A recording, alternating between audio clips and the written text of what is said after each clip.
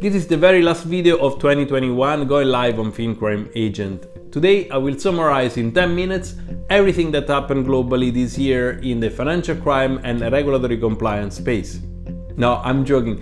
I'm not going to bombard you for 10 minutes with hundreds or maybe thousands of changes, but what I can do instead is to share 4 resources as my 2021 financial crime recap, which I picked from each quarter in the year that I consider very valuable and I hope will be useful to you in 2022 and further ahead in the future. But before we dive into it, if you are finding valuable my videos, make sure you subscribe to FinCrime Agent and press the thumb up on the video. This will make it super easy for you to consume new videos when those are going live on my channel and will allow me to create more contents for you. Now, with the housekeeping done, let's jump right into today's video.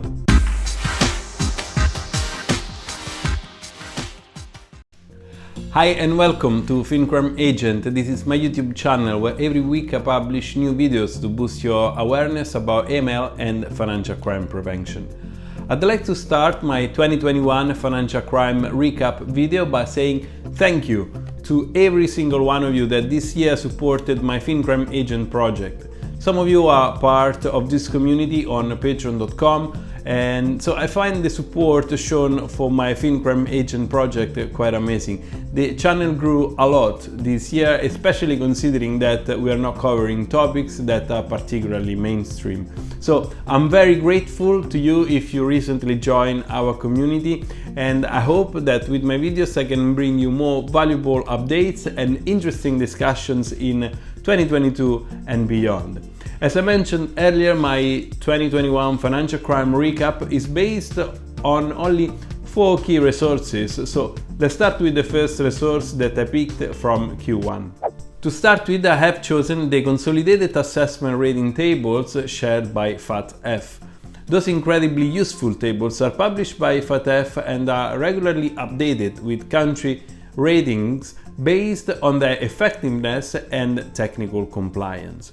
The effectiveness rating is defined as the extent to which a country's measures are effective.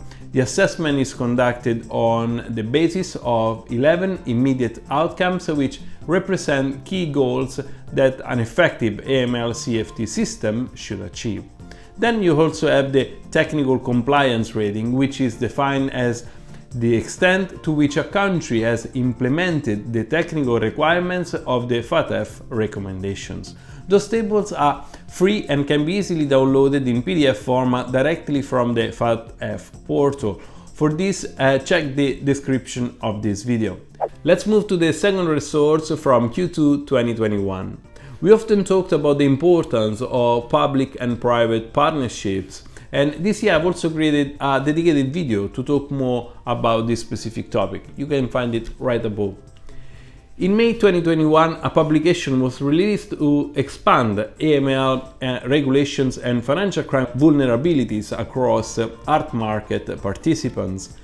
The reason why I mention public-private partnership is because this paper was released by the Joint Money Laundering Intelligence Task Force, with the aim to provide an overview of the FinCrime risks in the UK's art market, including related changes to the regulations that are impacting this sector. I personally think that going forward there will be more and more attention from regulators towards the art sector, so if you're keen to learn more about the AML and FinCrime related risks within this industry, this Gimlet paper would be a very useful resource for you to digest, and it could be indeed a great starting point if you're planning to integrate more effective systems and controls to combat financial crime within the arts.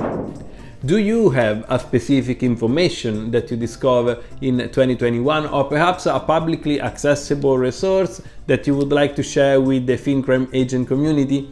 If that is the case, let me know using the comment down below to continue this debate with other viewers that are watching my video.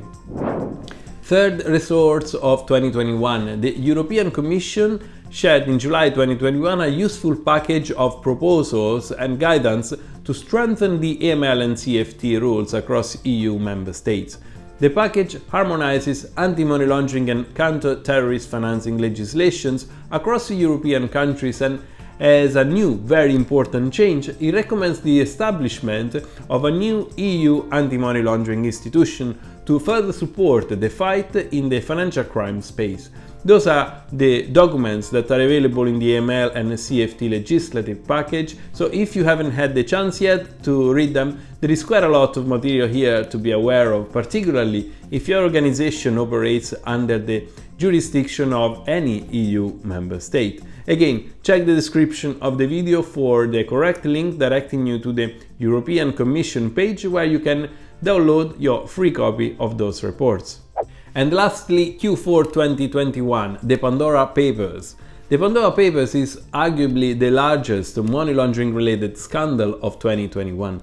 The international consortium of investigative journalists started to release at the beginning of October 2021 results of their investigations from almost 12 million documents that were leaked.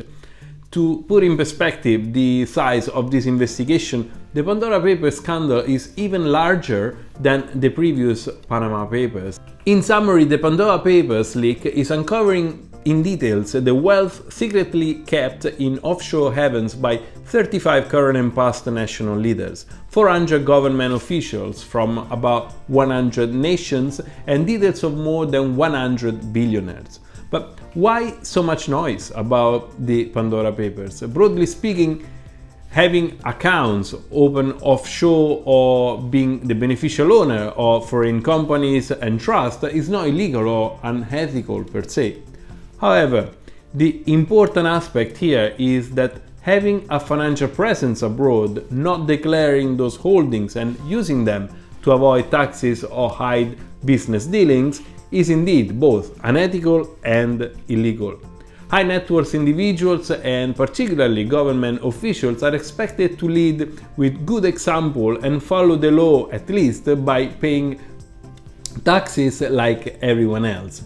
The Pandora Papers is therefore a big deal, as those reports are uncovering individuals across the globe with important roles in the society that are taking advantage of possible legislative loopholes and are using international legal entities for the personal benefit. So with that, I'm at the end of today's video. If this video was useful to you, you can show your appreciation and support my channel by subscribing to FinCrime Agent and press the thumb up on this video.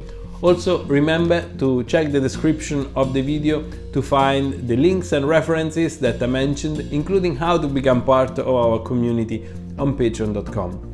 During the festive season, I'm going to take a little break, but don't worry, I will be back with more contents for you from the second week of January 2022. In the meantime, I would like to wish you a Merry Christmas and Happy New Year to you and your families. Lastly, thank you for watching. I hope you have enjoyed this last video of the year, and until next time, see you soon.